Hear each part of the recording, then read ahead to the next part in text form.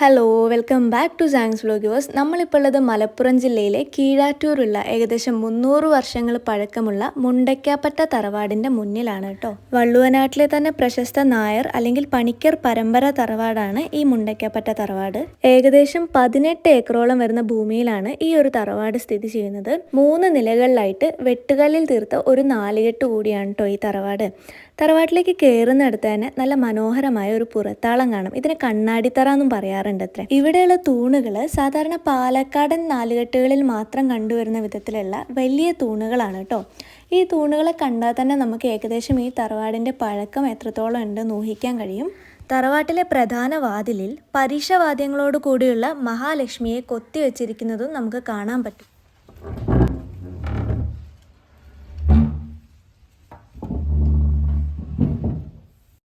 തറവാടിൻ്റെ അകം തട്ടിട്ടതാണ്, അതുകൊണ്ട് തന്നെ ഉള്ളിൽ നല്ല തണുപ്പുണ്ടായിരുന്നു. പിന്നെ കയറി ചെല്ലുന്നിടത്ത് തന്നെ ഒരു ചെറിയ നടുമുറ്റവും ചുറ്റും വലിയ വലിയ തൂണുകളും ഉണ്ടായിരുന്നു.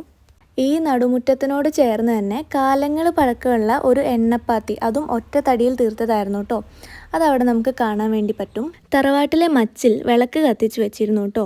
മച്ചിന് പുറത്തായിട്ട് ഒരുപാട് ദൈവങ്ങളുടെ ചിത്രങ്ങളും കണ്ടിരുന്നു. ചിലതൊക്കെ ശരിക്കും പഴയതാണെന്ന് തന്നെ തോന്നി. വീടിനുള്ളിലെ മരപ്പണികൾ ശരിക്കും നമ്മളെ ഞെട്ടിക്കും കേട്ടോ. അത്രയ്ക്ക് മനോഹരമായിട്ടാണ് ഓരോന്നും അവർ ചെയ്തു വെച്ചിട്ടുള്ളത്.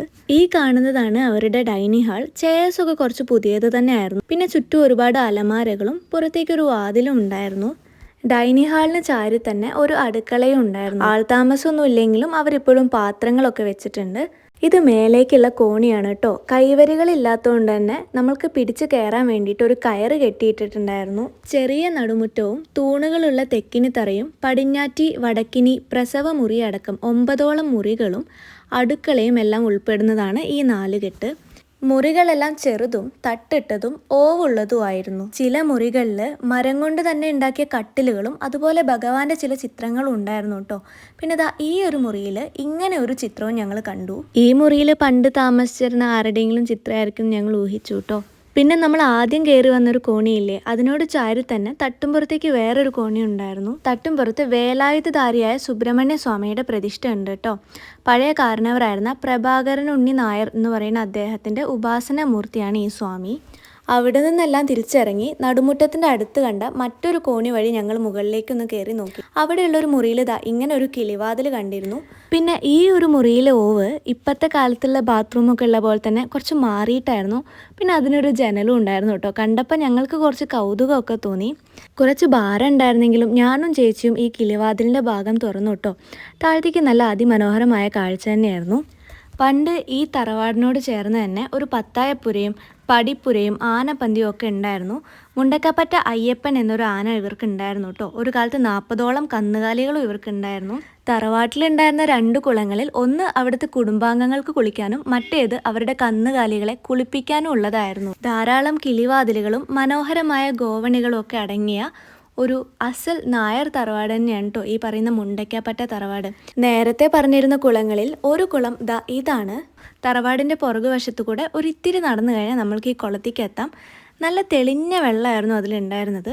അച്ഛനും അമ്മയും ഒരു പഴയ വീട് കാണിച്ചു തരാമെന്ന് പറഞ്ഞ് കൊണ്ടുവന്നതായിരുന്നു. പക്ഷെ ഞങ്ങൾ ഒരിക്കലും ഇത്രയും പ്രതീക്ഷിച്ചിട്ടുണ്ടായിരുന്നില്ല. ആക്ച്വലി ഈ വീട് കാണുന്ന സമയത്ത് എനിക്കിതിൻ്റെ ചരിത്രമോ കാര്യങ്ങളോ ഒന്നും അറിയണ്ടായിരുന്നില്ല. പിന്നീട് ഈ തറവാട്ടിലെ തന്നെ അംഗവും അച്ഛൻ്റെ ഒരു സുഹൃത്തുമായിട്ടുള്ള കുട്ടനങ്കൽ വഴിയാണ് ഞാൻ ഇതിൻ്റെ കഥകളൊക്കെ അറിയുന്നത്. ഇപ്പോൾ കണ്ട വീഡിയോയിൽ ഞങ്ങളുടെ എക്സ്പീരിയൻസ് ഒന്നും ഞങ്ങൾ ഷെയർ ചെയ്തിട്ടില്ല കേട്ടോ. ഈ ഒരു വീട് തുറന്ന് കണ്ടപ്പോൾ ഞങ്ങൾക്കുണ്ടായ എക്സൈറ്റ്മെൻറ്റും കാര്യങ്ങളൊക്കെ അടങ്ങിയ മറ്റൊരു വീഡിയോ ഇതിൻ്റെ പിന്നാലെ തന്നെ ഞാൻ അപ്ലോഡ് ചെയ്യുന്നതാണ്. അതിൻ്റെ ഒരു കുട്ടി പാർട്ട് ഞാനിവിടെ കൊടുക്കുന്നുണ്ടേ.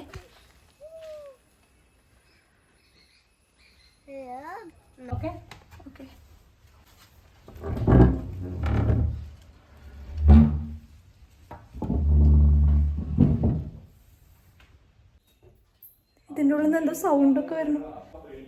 എന്തുണ്ടാവും എന്നുവെച്ചാ വവ്വാലോ? ഹലോ, നമുക്ക് കുളത്തേക്ക് പോവാം.